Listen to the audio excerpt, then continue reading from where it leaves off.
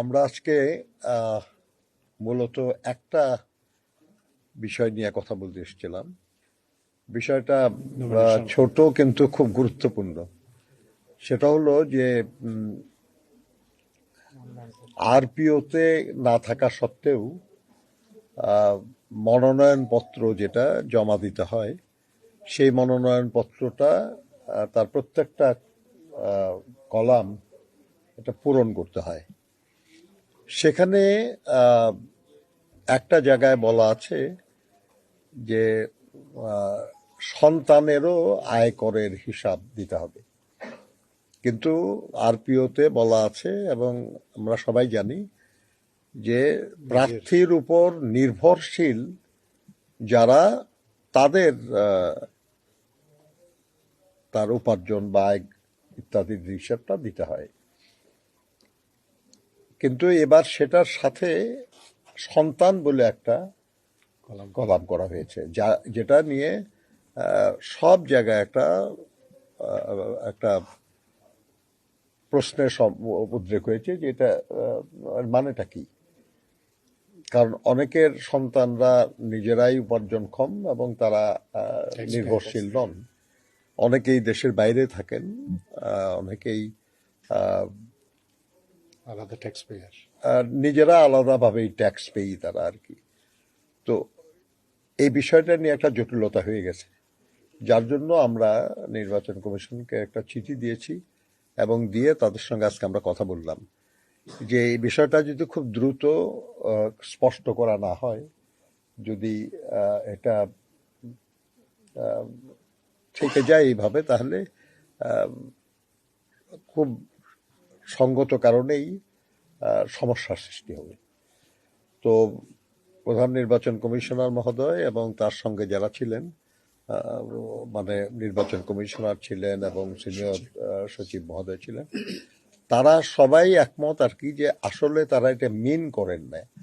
তারা মিন করেছেন নির্ভরশীল যারা তাদের আর কি, যারা সব সন্তানকে মিন করেন নাই। তো আমরা বললাম তাহলে যে এই যে সন্তান লেখা আছে এর মানেটা কি?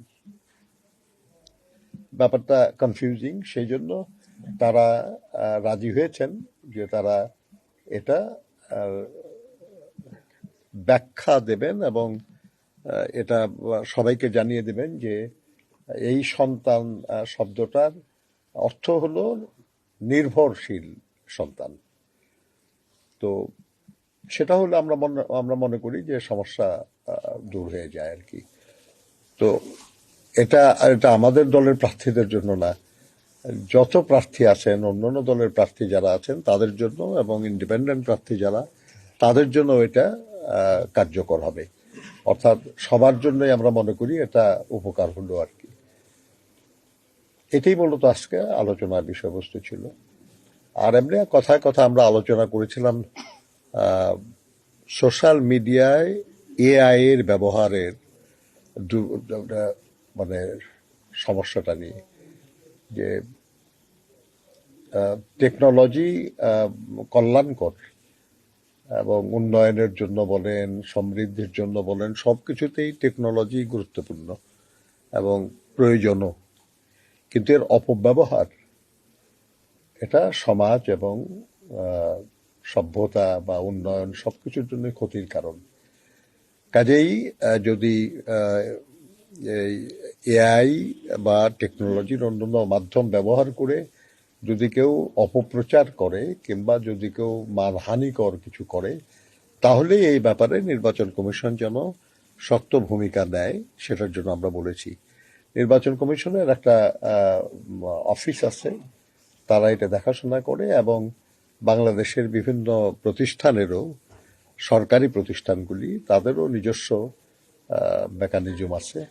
তারা সবাই মিলে এ ব্যাপারটা খেয়াল রাখবেন এবং আরো সক্রিয় হবেন তারা বলেছেন। আমরা তাদেরকে এটাও অনুরোধ করেছি যে এটা বন্ধ করার যে প্রক্রিয়া, সেই প্রক্রিয়াটা একটু সময় সাপেক্ষ, কিন্তু আপনারা যদি খুব দ্রুত ফ্যাক্ট চেক করে যদি এটাকে ফেক চিহ্নিত করেন, তাহলে আপনার এই নিয়ে নেতিবাচক প্রচারণাটা কম ক্ষতিকারক হবে। তো এটাও তারা বিবেচনার আশ্বাস দিয়েছেন আমাদের। আমরা মনে করি যে যারা এসব কাজ করে তারা তো আমাদের সবার জন্যই ক্ষতিকারক মানুষ, কিন্তু তারপরেও যা হয় আর কি, যে কেউ নিজের পক্ষে বেশি বলার না থাকলে অন্যের বিপক্ষে বলে নিজের ভালো করার চিন্তা করে অনেকেই আর কি, যদিও হয় না সেটা, কিন্তু চেষ্টা করে অনেকেই। এটা অনুরোধ করা, তাদেরকে বুঝায়া বলা, এগুলো নিয়ে ভদ্রসম্মত কাজ, কিন্তু শুধু ভদ্রসম্মত কাজে তো হয় না। সেই জন্য যাতে তাদের বিরুদ্ধে আইনানুগ ব্যবস্থা নেওয়া হয়, সে অনুরোধটা আমরা করেছি। ধন্যবাদ। তফসিল সংশোধন কিংবা এই ধরনের কোনো বিষয় না, এ ব্যাপারে আমরা কোনো আলোচনা করি নাই। তফসিল মানে মনোনয়ন ফর্ম জমা দেওয়ার সময় বাড়ানোর এ ব্যাপারে আমরা আমাদের দলের কোনো সিদ্ধান্ত নাই, বা এই ব্যাপারে আমাদের আলোচনার কোনো ম্যান্ডেট ছিল না, আজ আমরা করি নাই। জামাত 3 তারিখ সমাবেশ করছে, ওইটা নিয়ে আপনারা কোনো আলোচনা করেছেন কিনা? কিসের? জামাত ইসলাম 3 তারিখে সমাবেশ করছে, ওই বিষয় নিয়ে আপনারা কোনো আলোচনা করছেন কিনা? জামাত ইসলাম 3 তারিখে একটা সমাবেশ ডাক দিয়েছে। এই ধরনের কোনো সমাবেশ করা যায় কিনা? হ্যাঁ, আমি জানি, এই নিয়ে আমরা কোনো আলোচনা করি নাই। তবে আমার জানা মতে, আমি একজন রাজনৈতিক কর্মী হিসেবে আমি যেটা বুঝি, যে নির্বাচনী প্রচারণা এখন বন্ধ, কিন্তু যে কোনো রাজনৈতিক সংগঠনের সাংগঠনিক কার্যক্রম কিন্তু বন্ধ নাই।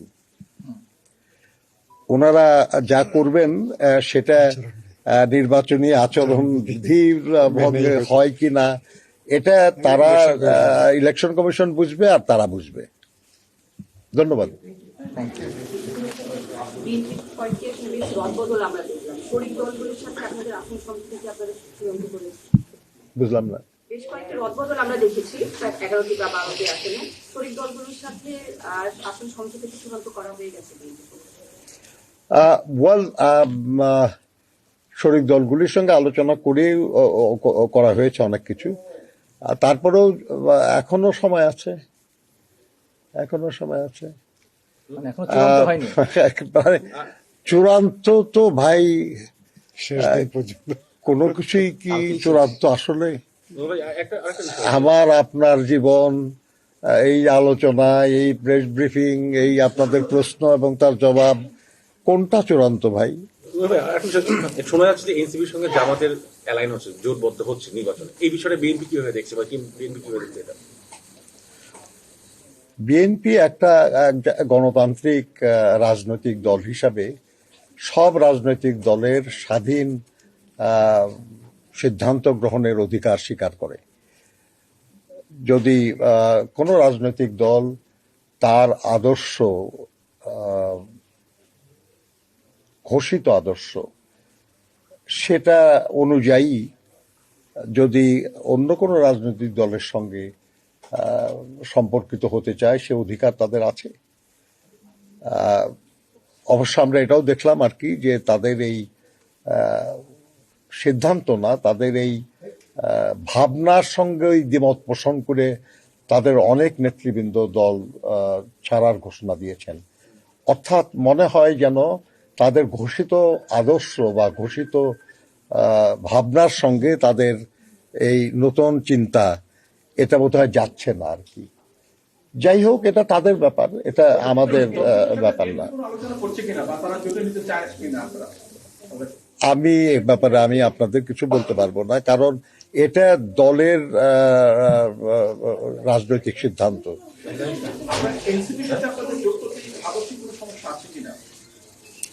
না, আদর্শ সমস্যা কি আছে? বা এক নম্বর হলো যে আমরা মনে করি যে আমরা সবাই দেশপ্রেমিক রাজনৈতিক দল, আমরা বিশ্বাস করি গণতন্ত্রে, আমরা বিশ্বাস করি দেশের উন্নয়নে। তবে সব ব্যাপারেই যদি একমত হতাম আমরা, তাহলে তো এক দল করতাম, তাহলে তো আলাদা দল থাকতাম না আমরা।